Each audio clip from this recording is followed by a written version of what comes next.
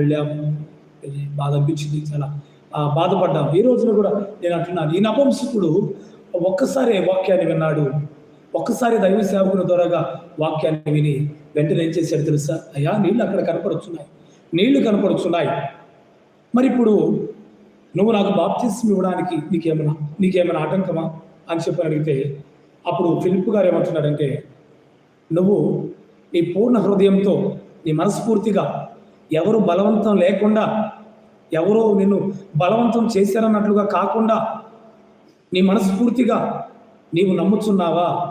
అలా నీవు నమ్ముచున్నట్లయితే ఖచ్చితంగా నీకు బాప్తిస్మం ఇవ్వడానికి నేను సిద్ధంగా ఉన్నాను అని చెప్పినప్పుడు ఆ నపుంసకుడు ఆయన అంటున్నాడు, సమయాన్ని పోనివ్వకుండా వెంటనే స్పందించి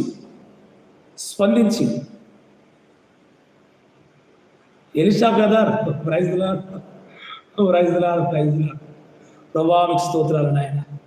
ఎలీషా తమ్ముని బట్టి వందనాలు తండ్రి. నీ బిడ్డను దీవించండి, నీ బిడ్డకి ఇచ్చినటువంటి కుటుంబాన్ని దీవించండి, మీరు ఆశీర్వదించండి, నీ బలమైన గొప్ప కార్యములు జరిగించండి. కుమారుడు నా తండ్రి, నీ పరీక్షలను ఇంకా ఘనముగా బలముగా వాడబడుటకు కృప చూపుకుంటాను. నీవే నా తండ్రి వారి ప్రయాణాలలో తోడుగా ఉండి దీవెనను బట్టి నాయన, అలాగే ఎలీషాను బట్టి బిడ్డలిద్దరిని దీవించి నీ పరీక్షలు అద్భుతంగా నీ బిడ్డలను వాడుకోనమని యేసు నామములో ప్రార్థిస్తున్నాను తండ్రి.